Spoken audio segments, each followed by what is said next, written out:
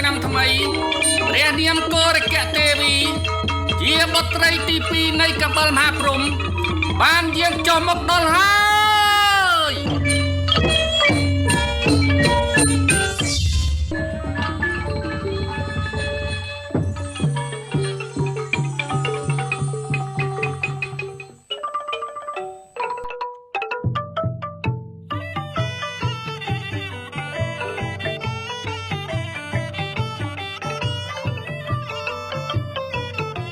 សូមក្រាបថ្វាយបង្គំម្ចាស់បងល្អហើយម្ចាស់អូន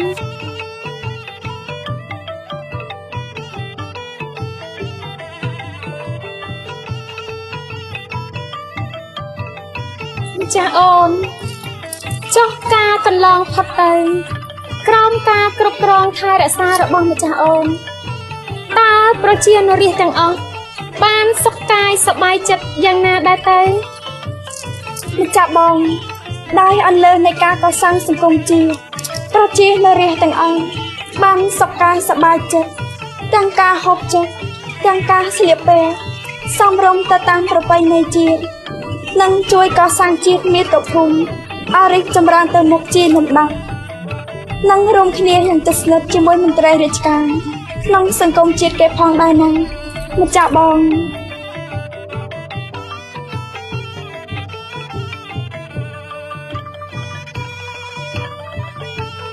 ទេវតាឆ្នាំថ្មីព្រះនាមកោរគៈទេវីជាបុត្រីទី2នៃកបិលមហាព្រហ្មសូមប្រកាសទទួលតំណែងគ្រប់គ្រងភពផែនដីបន្តវេនពីទេវតាឆ្នាំចាស់ចាប់តាំងពីពេលនេះតទៅហើយហើយសាធុជនទាំងឡាយអើយអស់រយៈពេល4ថ្ងៃ4យប់នេះនឹងតទៅចូលអ្នកខិតខំសន្សំកុសលជំរះមន្ទិលសៅមងទាំងឡាយតាំងចិត្តរក្សាសិលលាចាក់ឲ្យអស់នៅចិត្តលោភៈទោសៈមោហៈនិងអស្មិមិនៈក្នុងខ្លួនប្រព្រឹត្តតែអំពើណាដែលប្រកបទៅដោយគុណធម៌សិលធម៌សច្ចធម៌មេត្តា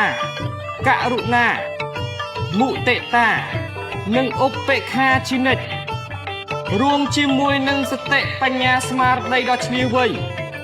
ឈានទៅកាន់ភាពសម្បូររុងរឿងក្នុងឆ្នាំថ្មីនេះទេវតាឆ្នាំថ្មីសូមប្រសិទ្ធពរ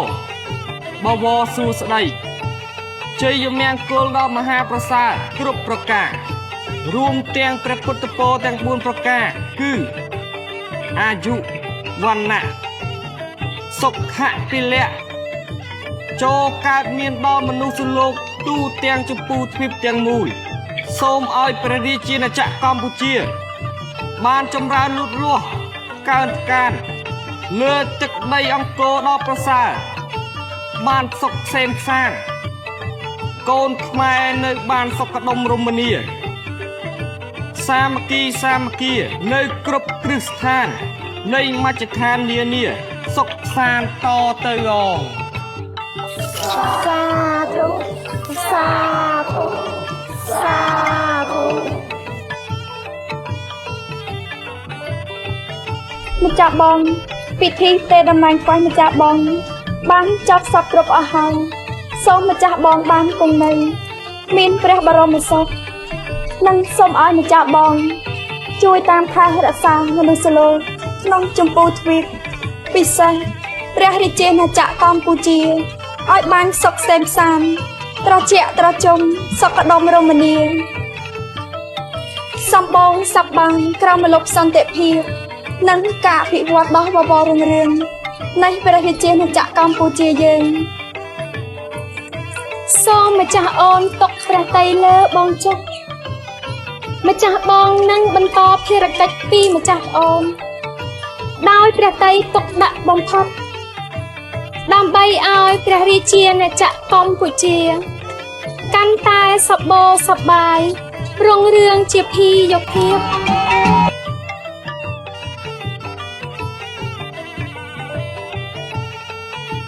ម្ចាស់បងខ្ញុំម្ចាស់សូមក្រាបថ្វាយបង្គំលា